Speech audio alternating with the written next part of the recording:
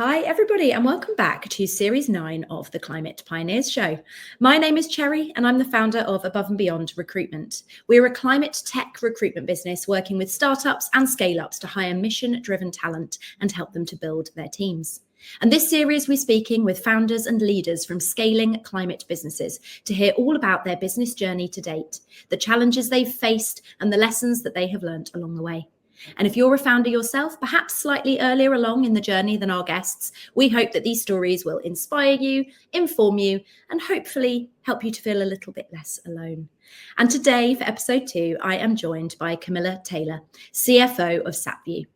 Camilla holds a degree in biological sciences from Oxford University, a master's in environmental economics, and an MBA from Columbia and London Business Schools. This academic background provides the perfect foundation for her work at the intersection of sustainability and financial strategy. Camilla's extensive experience of securing funding and scaling companies has prepared her well for her role at SatVu, overseeing financial operations and assisting in closing a fundraise of over £20 million for the business in 2024.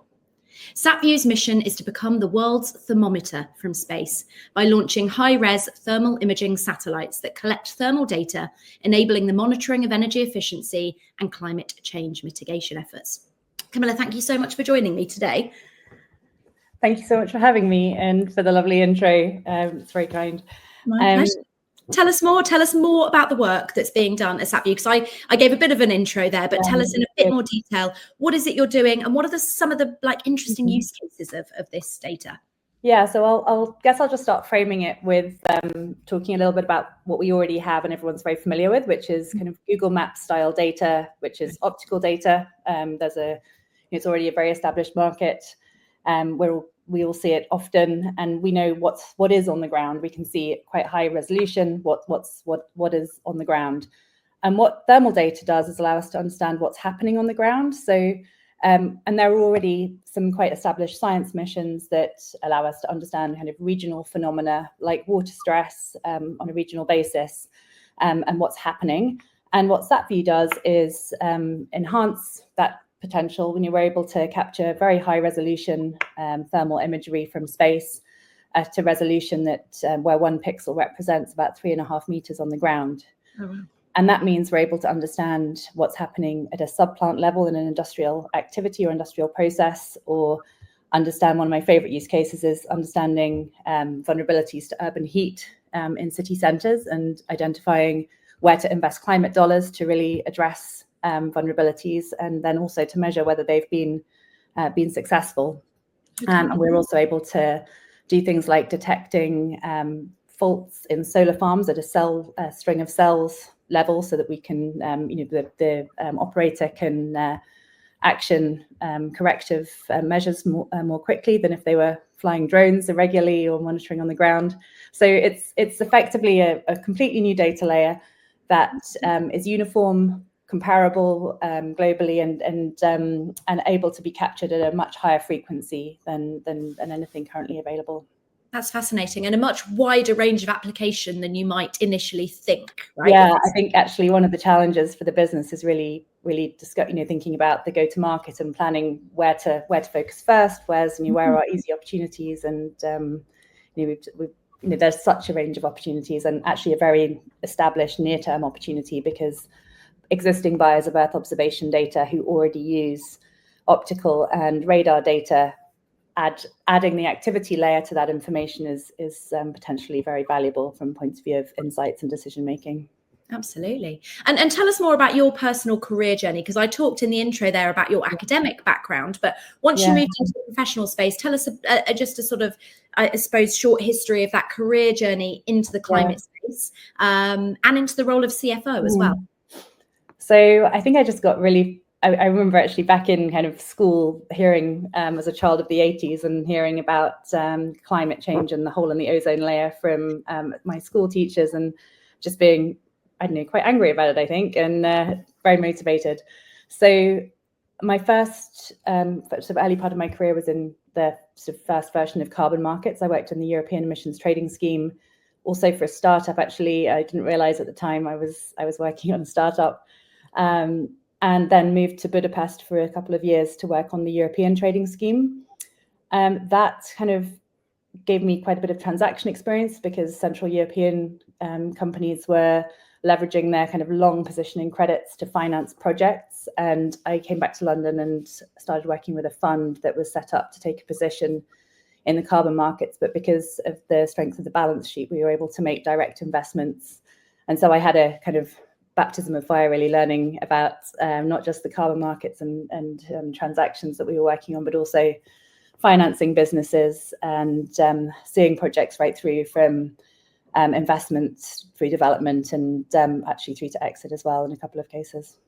And these were carbon removal projects specifically? No, they were renewable energy platform businesses. So developing the competency to develop a string of hydro projects in Latin America, for example, or landfill gas, biogas capture and flaring or energy production. It was a wind farm portfolio, these kind of projects. Amazing. That must have given you such a sort of breadth of different projects to be looking at, and at a time when a lot of this technology was still very emergent, right? Yeah, no, it's been, I think, particularly reflect sometimes on some of the things that we looked at. We'd see project opportunities coming through for things which are only now becoming real opportunities. So things like compressed air technology, turning renewable energy into a kind of storable form that could be released to the grid. And this was, quite some time ago now. And these ideas seem very compelling, but actually didn't really have the market pull. And I think that's a really big theme for perhaps discussion today in terms of the timing of when these businesses do manage to get investment and whether the markets are ready and the kind of what's needed for the consumer or the business pull to customer pull to make them a reality. Absolutely. Yeah. It's all in the timing. Mm-hmm. And how did you make that transition from that investment background into more of an operator CFO capacity? When did that transition happen for you? So I think I'd been aware throughout the work as an investor how much I'd enjoyed the hands-on aspect of operating, and I was quite involved in some of the portfolio businesses. And then towards the end of the time at the fund, I did the part-time MBA that you mentioned, and that was a great opportunity to kind of perhaps brainstorm a bit with peers that I hadn't had the chance to do, think a lot more about what the landscape and opportunities that looked like. And yeah, at that point, I actually finished the MBA and found an entrepreneur who had self-funded his business and had reached a kind of moment where he'd kind of built an amazing prototype, had a very small team of engineers, and was wanted to go out and start raising funding and take the business to the next stage. So I joined him to help with the fundraising and the preparation for fundraising, and that went from there. Amazing. And how do you feel that your background, I suppose, in investment has helped in your role as a CFO? What are there aspects or learnings from that experience that you've brought into your operator part of your career? Yeah, I think so many aspects of the fund. For example, it was AIM listed, so we had institutional investors, pension funds that I was sort of operating in quite a range of different corporate environments at the fund. There was obviously the kind of VC style investing and some lending, plus the commodity trading aspect of the fund. So very transactional, very legal, kind of a lot of focus on the processes and what good looked like. And we saw a lot of models, had to work with some different corporate finance entities that would bring us deals or do the diligence to review them. So I saw a lot through that. And then also on the other side, working with on the reporting to investors. We were a listed fund, so we were doing our very kind of organized cadence of reporting. And I think it's a very useful environment to be aware of because of the there are naturally like regulatory aspects of it and compliance. So I think I really bring that to bear quite often. I feel like it's just extremely helpful context. Yeah. And the fund, the sort of CEO of the fund there was very entrepreneurial, and I really did learn a lot from kind of the process of debating really what good looked like and how we were going to proceed, and then managing the investments as we went. In terms of the really learning the other side of the CFO skill set, I've honestly done that as I've gone along. So building up the teams and really relying on talented finance professionals that have taught me a lot as I've gone through. Yeah, amazing. And how did you end up meeting with the founders of SatVu? And what was it that drew you to their mission in particular? So no kind of serendipitous story here, just a recruiter. Okay.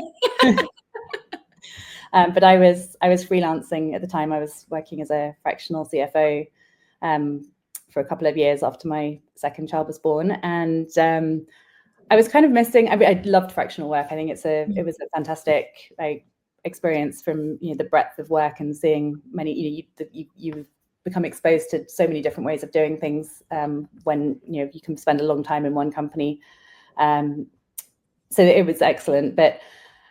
I'd sort of been thinking about going, what I was missing and being all in one business, but it had to be a climate business. So the thing that drew me to SatVu is the sort of huge potential for being a new data layer that could really help change decision making and target help decision makers target the best return investment opportunities in climate around so many different areas. So pollution, compliance, wildfire destruction, and the urban heat and resilience, I think, is going to be a huge theme. Yes. Yeah. But I think there's also another aspect to the business which is exciting for me. I think having worked with quite a few climate companies with very long-term visions and quite a long path to do the kind of 0 to 1 to somewhere to scale, this is a really exciting business. I think it also kind of plays into the what's helped us be successful in fundraising, which is having a really established near-term revenue opportunity in in a market that isn't climate. Actually, it's national security and intelligence. These are very established buyers, already very familiar with buying Earth observation data, and this is just another type of imagery that will. That they will buy in the same way and use for something very additive.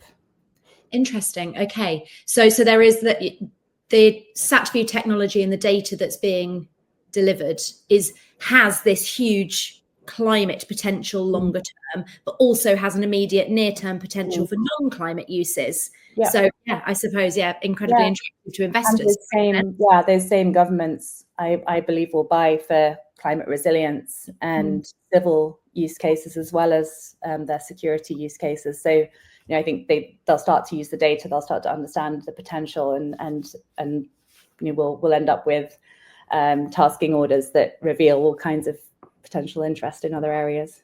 Absolutely. And national security and resilience is such a hot topic at the moment, especially amongst investors, right? So, amazing. Okay. And you've had, you alluded to it there through your fractional experience, but really varied experience as a CFO, right? You've worked on such different, very different sectors, very different products. So electric vehicles, you spent 4 years scaling 3 words, satellite data now at SatVu. You've also worked with companies like Cord and Silvera. From all of that diverse experience, are there some common themes that you've seen in these organizations, in these sort of scaling startups? Yeah, no, I think, and they do all sound really different, but I think you probably want, it matters more if you're a specialist and if you're going in the sales role, or it matters that the market. But I think for CFO, it's a much more kind of applicable. I can bring the skills to whichever business it is. It's, I do tend to go more into B2B than B2C. So I think that is quite an important separation because those business models are so different. But really what's happening in all of those businesses is a kind of transition from 0 to 1, from pre-Series A for the most part, 3 words is a little further along. But it's a kind of founder vision into scalable story that will have some traction with investors, and I think each of these businesses as well, and this sort of goes back to the point around climate tech companies, is that they're generally not trying to be kind of moving adjacently into kind of a new. They're not just taking something and making it better. They're quite disruptive, and they're quite asking investors to kind of really buy into something quite new and ambitious. And so that has all kinds of hazards, I think, as well, in terms of when to make big bets and scale up. I think there, you've really got to kind of leap into the storytelling and then back that with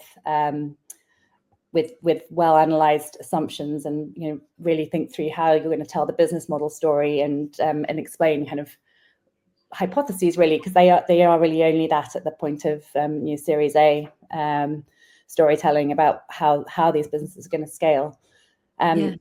So I think in terms of what I would tend to focus on, it would always be kind of really careful cash planning for a start, because they're all mostly pre-revenue businesses. So a lot of interrogation of what that revenue is going to look like when it comes, and building a cadence and reporting accountability for the sales team, but really principally focusing on preparing the business for fundraising, and to do that, really getting under the skin of the business, and understanding how to really tell the story from turning the founder's vision into kind of a well backed up financial plan. Yeah. And in your experience, at what point does a startup tend to bring in a CFO? And in your experience, is that normally too late? And I'm also interested as to whether or not you've seen that time horizon shift in the last 2-3 years, because there's expectations of investors around a path to profitability and strong commercial viability are sort of increasing. Does that mean they're kind of an appetite to bring in somebody financial at the helm is coming in a bit sooner? What are you seeing? Yeah, it's interesting. One observation I have is that when I was doing fractional work in 2020, 2021, I didn't bump into that many other fractional CFOs, and now I know there are lots. Yeah. So I know there are lots of different reasons for that, because it's really enjoyable work, and I think the CFO role does lend itself quite well to being fractional, because, like you say, it's pre-Series A is, I think, definitely too early to have a full-time CFO. Right. But between Series A and B, that starts to be, I think, a very worthwhile moment to really explore it. And it depends much on the composition of the team. If there's a COO or an operations person with a finance spike already involved, then you're probably building a finance team around them, rather than maybe having a CFO. But I think by B, you're probably going to encounter an investor who's saying, now you're going to get a CFO.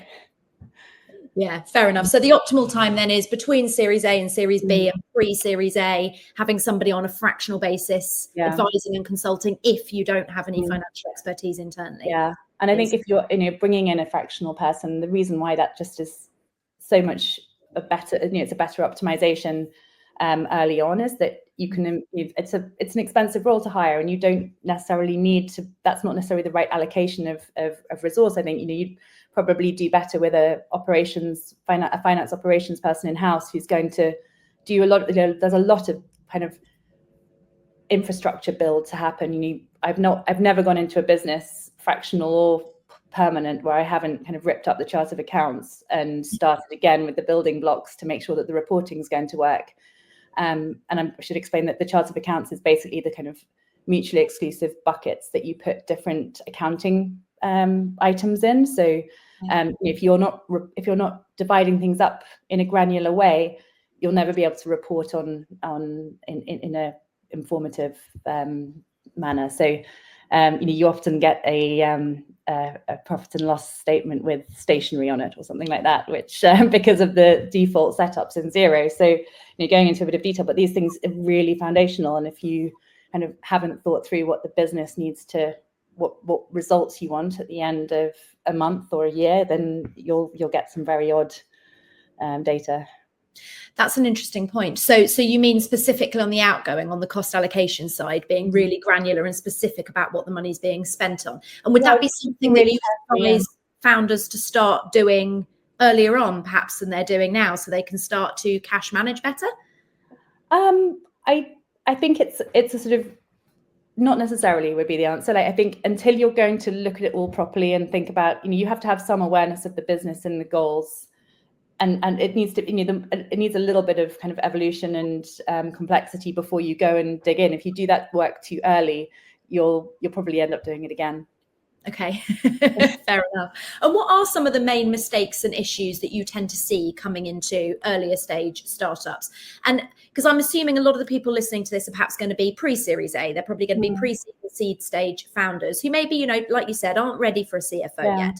But what are some of the things they could be doing now that are within their capability and skill set that could be setting the groundwork, setting the foundations for when a CFO comes in later to,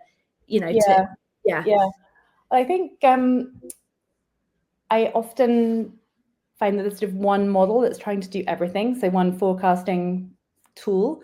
And really, I think I typically end up having a kind of immediate term, this is the plan, short look ahead budget that's making sure that cash is well managed. Okay. And then on the other hand, a completely different forecast, which is predicated on substantial funding coming in or a bigger team being in place, and all of that's starting to explore what the growth levers are and test. It really enables kind of hypothesis testing about the business. It's such an iterative tool. Like it's not, you don't build it and then use it for several years for fundraising and so forth. It's a very much a live document that is enabling those conversations, and it then starts to help the conversations to go out into the business and say, we think this might be a defensible way to present our ideas about growth. How does that fit with your beliefs about customer acquisition or sales cycle? And you then start to incorporate that and really understand the business better because you've gone through the kind of accountability level of writing it down, right? So not combining those two models, I think, is key. I think really focusing on the signals which justify hiring. And I know there's you don't want to be stuck looking for evidence all the time before, there's got to be some light-footed kind of judgment. And, I don't think it's appropriate to kind of try and say, but have you got the data to support that all the time? Your founders are kind of moving fast and have great instincts, but just to be mindful of do we really have the grounded sort of evidence to support that this is probably a good idea, or are we perhaps not measuring the right thing? Or I think a hazard of fundraising is that funding traction can be kind of mistaken for business traction sometimes, and you kind of okay, well, we've raised, so we have to hire now. So is that really true? Not always, I think. So definitely some hazards in the stage.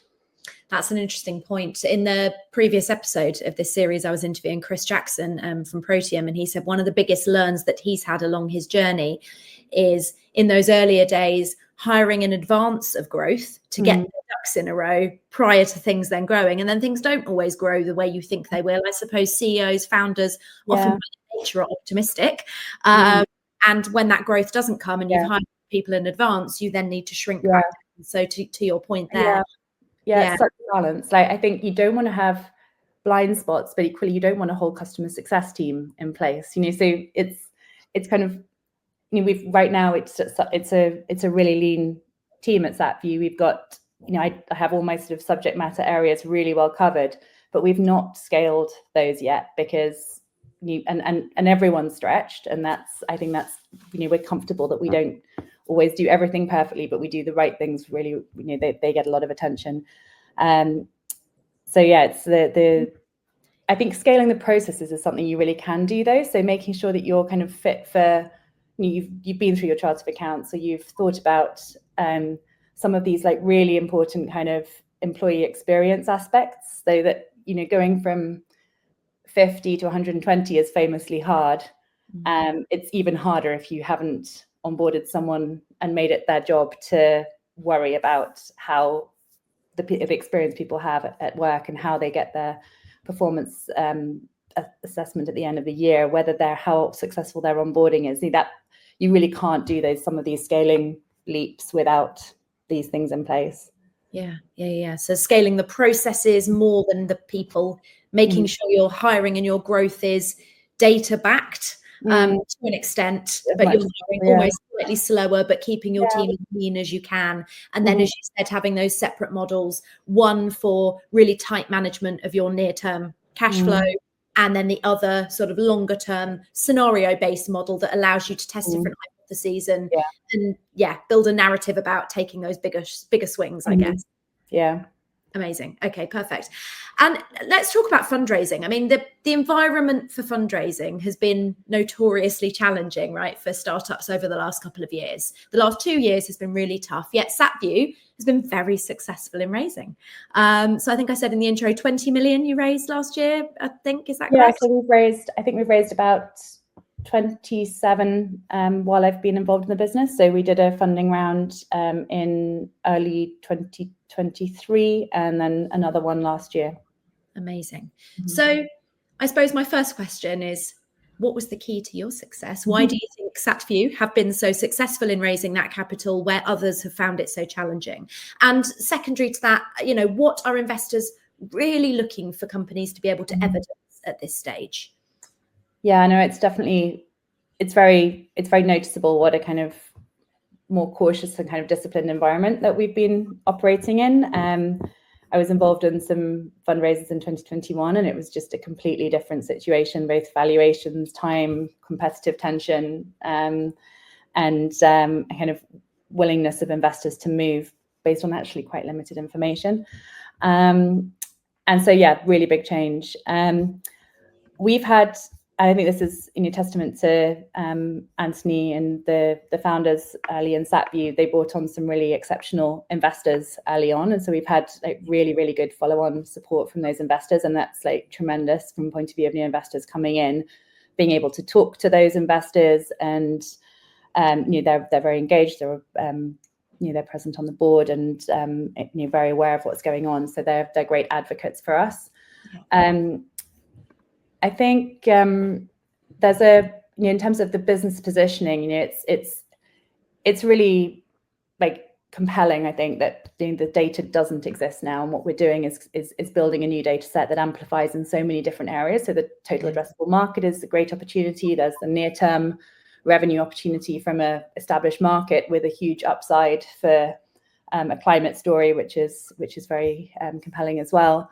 I think there's also really increasingly prominent kind of AI angle, which is that we're building a proprietary data set that the AI tools will need, and when no one else is able to generate, and that I think makes SatVu very investable. Wow. And that's also really where a big aspect of the moat is. And I think really being clear about what our mission is, and that combined with the uniqueness of the data. And we'll come on to this, but also having proven space heritage of the imagery has been, it's proven that it really can be transformative. Amazing. So, I mean, it sounds like just an incredible sort of unique positioning that you've got, both for long-term impact and near-term commercial, traction, and the fact that you're doing something unique and first of a kind, and there's the climate impact, and it all plays in together really well. Yeah. Amazing. And but it hasn't necessarily been plain sailing, has it, for SatVu over the last couple of years? And I think when you're working with something hardware or physical technology related, there are always going to be risks with that, right? And SatVu experienced that following a launch in 2023. I mean, I remember seeing at the time when the LinkedIn posts were shared around it. But are you happy, for those who don't know the story, to share a little bit more about what happened there and what the impact on the organisation was around that time? Yeah, no. So we launched our first satellite in June 2023, and as you say, hardware is hard, especially when you put it on a rocket and launch it into space, and can't get it back to deal with anything. So yeah, we launched the satellite successfully. There's various milestones that are really important, and we went through all of those. So first light, satellites talking to us, first image, and then commissioning as well. So a few months later, it takes a few months to calibrate and get the satellite ready for commercial operation. And we were getting exquisite imagery and amazing feedback from customers. And unfortunately, in December 2023, the satellite suffered an anomaly. That's space terminology for failing. And devastatingly, we lost the ability to generate imagery. So we still have access to the satellite operationally. So we've been able to do lots and lots of kind of putting it through its motions, really testing our its maneuverability, our image capture rates, and able to really validate our revenue hypotheses and really get good control around the satellite operation. So it's been very valuable, but very devastating. There were some silver linings, that you could take. What was the impact on the organization at that time? Because I would imagine it costs a lot of money to send one of these things up. So the capex on getting this up there is high. Customers are expecting images to come back and post anomaly. You can't deliver on that. So, obviously there's going to be an impact and implication on commercial contracts, which will probably, therefore lead to an implication on headcount and on employees. Like what were the implications of that and the impact that the business suffered after? Yeah, I think there's sort of several phases of it. I mean, the first, initially, there's a kind of crisis response to kind of figuring out who needs to be spoken to about this first. We obviously we had full insurance, so we've had a set of conversations to have to establish the expectations around insurance. Investors, our existing shareholders. We were unfortunately in the middle of a fundraise. We were doing a Series B round, so of course that couldn't continue. So we had to make sure we had those investors were hearing from us first, rather than from the news. And so there's obviously huge important communication, how things are handled internally as well, and how expectations are set.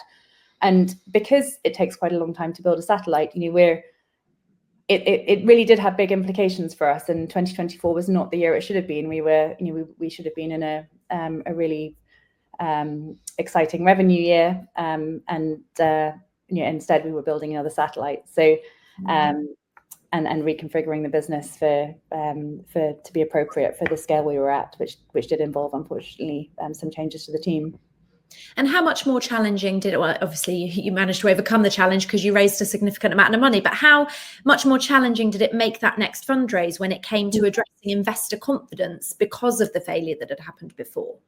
There was such a thorough process to investigate the root causes of the failure. And I would say, it has, of course, that there's certain investors that aren't going to feel that comfortable about it, but the alternative kind of view is that actually and actually I think insurers even take this view, is that when you've been through a process of a failure and investigated the root causes and put the mitigations in place to address those, it's actually a lower risk insurance the next time round, because you take no one wants two failures in a row, so every effort is being made to increase the probability of success next time round. So I think has really been a big advantage is having the data, having imagery that we can explain to customers. We've got a huge archive now, so we've been able to work on really develop the storytelling and kind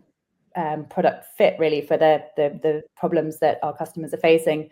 And we're way ahead of where we were last time we were about to launch satellite in terms of market development and the kind of clarity and that we have around how we're going to do this. So it's a very different place to be in now. Yeah. And what do you think was particularly notable about how the leadership of the business managed that situation? I think it's happily we got good feedback from our stakeholders, I think, around how quickly we'd managed to put together analyze what the implications of this were, and really put together a plan for how to get the next satellite into space as quickly as possible. So that became the priority. Is we know it works. It's the imagery is beautiful. How do we accelerate the launch of HotSat-2 and actually also HotSat-3? So we're not in this position again. So we've now got 2 satellites getting ready for launch. Amazing. That's really exciting. And so tell us more then about that. What are the plans for SatVu in 2025 and beyond? So our HotSat-2 will be launching on the Transporter 15 launch with SpaceX in October. That's cool. And then our plan is for HotSat-3 to launch in early 2026. Amazing. So that means that 2026 will be a very exciting year. We already have, quite unusually actually for I think pre-launch business to have a set of contracts for bookings that customers who are already securing access to the satellite for over their areas of interest. So we've already got several million pounds of bookings for with customers who are sort of locking up the right to acquire imagery. Amazing. Are there a maximum amount of orders that you can take per satellite, or is it kind of the space is the limit in terms of? No, I mean, the satellite has an imaging capacity, and then of course it goes over the orbit, over the poles, and the Earth turns as it goes, and that means we can image anywhere on Earth once or twice a day. Okay. And as we have more satellites, that frequency increases, and the goal is to be a constellation of 8 satellites, which means we can image anywhere on Earth every 1 to 2 hours. So we are very careful actually how we forecast in terms of looking at what is the regional availability and then mapping that by expected customer demand, so we can really optimize the kind of portfolio of customers that we onboard and make sure that we're kind of serving diverse regional use cases, and that we're able to combine imagery for different customers as well, potentially. Fascinating. And I bet there are also some really complex negotiations around conflicts of interest and serving, especially if we're looking at, defense and national security, some customer sets that won't want other customers to have access to that same data, and managing that complexity must be quite interesting. Yeah, there are some fairly clear guidelines around this. So in terms of nations that you can and can't sell to, or that can receive data, but only over their own territories and only after a holdback period of, say, 24 hours. So they're not getting such live data. There's a lot of, fortunately, this has all been somewhat figured out by Earth observation. The Earth observation markets existed for a long time, gathering optical data. So we can benefit from the kinds of guidelines and rules that exist already. Yeah, how amazing. amazing. Not without complexity. Absolutely. Yeah, such an interesting space. I'd love to learn more. Okay, perfect. Well, Camilla, thank you so much for taking the time to share your story and that of SatVu with us this morning. It sounds like you as a business are in an incredibly exciting point in your journey. And if people are interested in sort of learning more about these launches as they happen, if there are any, space tech enthusiasts out there, is it something people can watch? Do you stream this? Like, how can people learn about it? Yeah, so SpaceX have everything happens live on their website. So we all gathered together and watched the launch and the separation, and of course you can see the rocket stages returning to Earth, which is exciting. And then they announce as the satellites just fly off into space as they decouple from the rocket. Wow, so that's all live. And then, isn't it, watching your rocket launch? Exciting. Amazing. Well, thank you so much for your time, Camilla. Thank you to everybody who has been listening.